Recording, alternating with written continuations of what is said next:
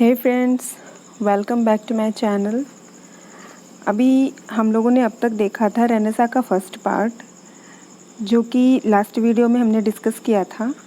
इस वीडियो में हम डिस्कस करेंगे इसका सेकंड पार्ट, जिसमें बेसिक चीज़ों के बाद की चीज़ों को हम डिस्कस करेंगे। अब रेनेसा एक पीरियड रहा है, इसके अंदर बहुत सारी एज रही हैं, just like Elizabethan age, Jacobean age, Caroline age, Commonwealth age और प्यूरिटन एंड एंटीरेगनम। तो बेसिकली हम लोग इसमें मेन जो एज हैं, जो लिटरेरी पॉइंट ऑफ व्यू से इम्पॉर्टेंट हैं, उसके बारे में चर्चा करेंगे। तो रेनेसा का बेसिक जो फीचर है, जो हमने लास्ट वीडियो में डिस्कस की थी, थोड़ा सा उसके बारे में डिस्कस करने के बाद हम आगे बढ़ेंगे, ताकि आपको बेसिक क्लियर होंगे तो आप आगे समझ पाएंगे। और अगर नहीं हो पाते हैं ठीक से तो आप उस वीडियो को देख लें, जिससे बेसिक क्लियर हो जाएंगे। अब रेनेसा का मतलब क्या रहा है? रेनेसा का मतलब है लर्निंग, जो कि आया था किसके बाद? रिफॉर्मेशन के बाद। रिफॉर्मेशन का भी वीडियो चैनल पे है, आप उसको विज़िट करें और आप रिफॉर्मेशन को पहले देखें, फिर रेनेसा का फर्स्ट पार्ट देखें, उसके बाद आपको सेकंड पार्ट बहुत ज़्यादा अच्छे से समझ में आएगा। तो रिफॉर्मेशन के बाद रेनेसा आया। अब रेनेसा में क्या क्या चेंजेस आए? तो रेनेसा बेसिकली इसके स्टार्टिंग का कोई पीरियड डिसाइड नहीं है, लेकिन ये माना जाता है कि 1300 के आसपास ये अप्रॉक्सीमेटली आया था। और ये पार्ट किसका था? तो 14th सेंचुरी से लेके 17th सेंचुरी के बीच का पार्ट था, और मिडिल एज का पार्ट बोला जा सकता है। पीरियड क्या रहा है इसका? 1300 to 1600 रहा। मिडिल एज के क्राइसिस के बाद स्टार्ट हुआ था। मिडिल एज से मॉडर्निटी की तरफ चला था। कैसे चला था? तो ह्यूमनिज़्म को सेंटर में रखा गया रेनेसा के पीरियड में, जिसमें कुछ खास बातें हुई, जैसे कि ये यूरोपियन कल्चर का पार्ट था रेनेसा, और इसमें बहुत सारे चेंजेस हुए थे रेनेसा में। पॉलिटिकल चेंजेस, इकोनॉमिकल चेंजेस, या रीबर्थ कह सकते हैं, इन सब चीज़ों का रीबर्थ हुआ था। तो इसलिए इसको रेनेसा का पीरियड और लर्निंग का पीरियड और रीबर्थ का पीरियड बोला जाता है। अब ये इकोनॉमिकल रूप से या पॉलिटिकल रूप से इसमें क्या काम हुए, क्या वर्क हुए, या क्या चेंजेस आए जिसकी वजह से इसको इतना इम्पोर्टेंट माना जाता है? तो 1400 से 14 सेंचुरी से 17 सेंचुरी के बीच में डिस्कवरी हो रही थी। क्लासिकल डिस्कवरी, फिलोसफी और लिटरेचर की डिस्कवरी, आर्ट की भी, ये सारी चीज़ें हो रही थी, जिससे कि इसको रेनेसा पीरियड बोला गया। और ये सब कब हो रही थी? तो ये एलिजाबेथन एज में हो रही थी। अब एलिजाबेथन एज जो इसमें आता है, ये इसको गोल्डन पीरियड कहा जाता है, इंग्लिश लिटरेचर का भी और इंग्लिश हिस्ट्री का भी। अब इनके पीरियड को गोल्डन पीरियड क्यों कहा जाता है? क्योंकि एलिजाबेथन फर्स्ट जो थी, ये एक वर्जिन थी, और ये फर्स्ट आई थी जब, तो इनका जो शासन काल रहा है वो बहुत ज़्यादा सुख शांति वाला रहा है। लोग बहुत ज़्यादा खुश थे इनके शासन काल में। और क्योंकि एलिजाबेथ जो थी, वो खुद भी इंटरेस्ट रखती थी म्यूज़िक में, आर्ट में और पेंटिंग में। इस वजह से इनके टाइम पे जो भी पोइट्स थे, राइटर्स थे और आर्टिस्ट थे, पेंटर्स थे, उनको इन्होंने काफ़ी इन्फ्लुएंस, मतलब इन्होंने काफ़ी उनको एक स्टेज दिया उभर के आने का। और जितने भी उस टाइम पे जो ये परफॉर्मेंस होते थे जिन थिएटर्स में, उनको भी इन्होंने ओपन करवाया, कुछ नए थिएटर भी ओपन करवाए। और इसी एज में प्रिंटिंग प्रेस भी आया था। जैसा कि हमने रिफॉर्मेशन एज में देखा था कि लोग बाइबल को इंटरप्रेट करने लगे थे, ह्यूमनिज़्म पे ध्यान देने लगे थे, और लोगों के अंदर जागरूकता आ गई थी इस चीज़ों को लेकर के। तो प्रिंटिंग प्रेस आ चुका था, लोग बाइबल को फिर से इंटरप्रेट करते थे, और प्रिंटिंग प्रेस होने की वजह से बार बार उसको रीप्रिंट कराते थे, जिससे कि लोगों का रुझान बढ़ा लिटरेचर की तरफ, और लिटरेचर में लोग इंटरेस्ट लेने लगे। उसी टाइम एलिजाबेथन एज भी आ गया, और एलिजाबेथ ने भी इसको सपोर्ट किया।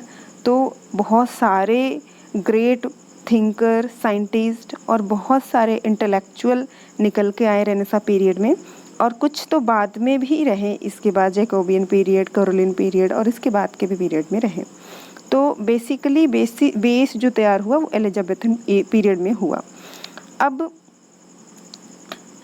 जो रेनेसां पीरियड है, ये इसे कहा जाता है कि ये मीडिएटर की तरह था, जिसने ब्रिज का काम किया, ये मीडिएटर का काम किया किसके बीच, मिडल एज के बीच में और मॉडर्न एज के बीच में। ये रेनेसां का जो पीरियड था, ये मीडिएटर का काम किया। अब कुछ बात कर लेते हैं जो फेमस इंटेलेक्चुअल रहे हैं, आर्टिस्ट रहे हैं, जिसमें कि ग्रेटेस्ट थिंकर, साइंटिस्ट, आर्टिस्ट सभी लोग पैदा हुए थे और बाद में मॉडर्न पीरियड में वर्क किए थे इन्होंने, जिसके बाद इंडस्ट्रियलाइजेशन हुआ था और मॉडर्न पीरियड की स्टार्टिंग हो गई थी। तो इनमें मेन इंटेलेक्चुअल की बात करें तो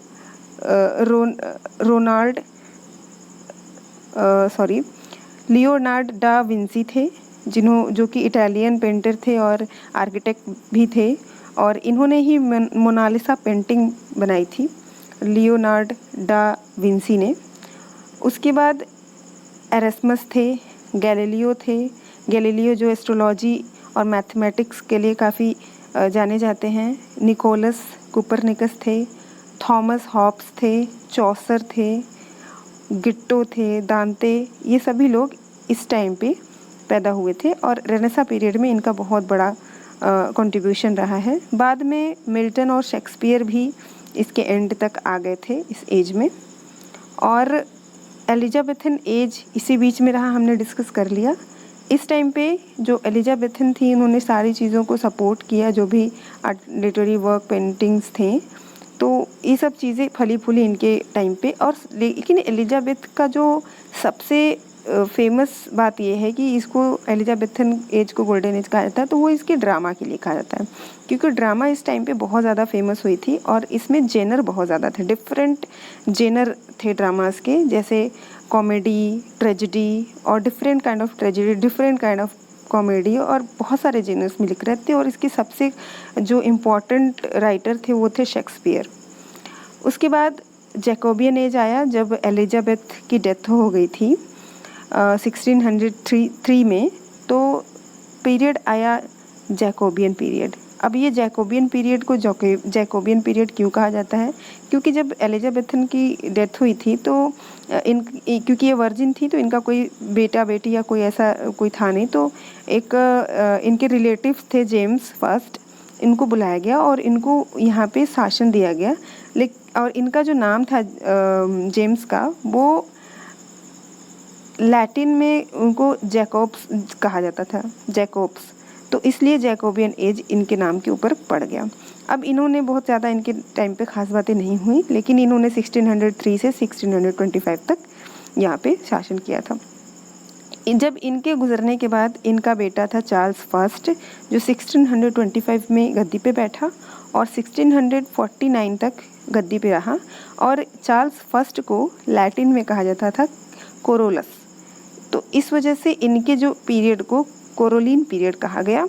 और ये बहुत ज़्यादा अजीब टाइप का, मतलब कि थोड़ा सा रूड टाइप का शासक था, जो कि बहुत ज़्यादा टैक्स वगैरह वसूल करता था, और इसे पार्लियामेंट भी बहुत ज़्यादा पसंद नहीं था इसके टाइम पे। जब ये इंग्लैंड में था तो वहाँ पे पार्लियामेंट में प्रोटेस्टेंट बैठते थे और वो लोग भी इसे पसंद नहीं करते थे। तो इस वजह से बाद में क्या हुआ कि जो लोकल लोग थे वो भी इन्हें पसंद नहीं करते थे और टैक्स बहुत ज़्यादा वसूल करते थे लोकल से, और प्रोटेस्टेंट जो थे वो भी इनको पसंद नहीं करते थे, तो सब ने मिल के बाद में इनकी हत्या कर दी थी। और इसके बाद इन्हीं के पीरियड में जो है कि फ्रांसिस बेकन आए थे, और ये साइंटिफिक चीज़ों के ऊपर लिखा करते थे, बहुत फेमस हुए थे। और इसके बाद साइंटिफिक, इनको जो है फ्रांसिस बेकन को फादर ऑफ एम्पिरिज्म भी कहा जाता है। एंड में मेटाफिज़िकल एज भी आ गया था, मतलब मेटाफिज़िकल पोएट जो जॉन डन थे वो भी आ गए थे। तो इस तरीके से ये पूरा रेनेसां पीरियड जो था, इसमें कॉमनवेल्थ का बहुत ज़्यादा वो नहीं है, इसलिए हम वो नहीं देखेंगे। अगर ज़रूरत पड़ी तो फिर बाद में दूसरे वीडियो में इसको देख लिया जाएगा। उसके बाद रेनेसां एंड हो गया। अब रेनेसां एंड होने के साथ साथ जब रेनेसां ख़त्म हुआ तो इसने एक दूसरे पीरियड को जन्म दिया जिसे कहा जाता है एनलाइटमेंट पीरियड या न्यू क्लासिकल पीरियड या ऑगस्टिन पीरियड। तो इस पीरियड को हम अपने नेक्स्ट वीडियो में डिस्कस करेंगे। इस वीडियो में हमने इतनी बातें डिस्कस की और ये लिटरेरी पॉइंट ऑफ व्यू से बहुत इम्पॉर्टेंट है। तो थैंक यू गाइस, मिलते हैं नेक्स्ट वीडियो में।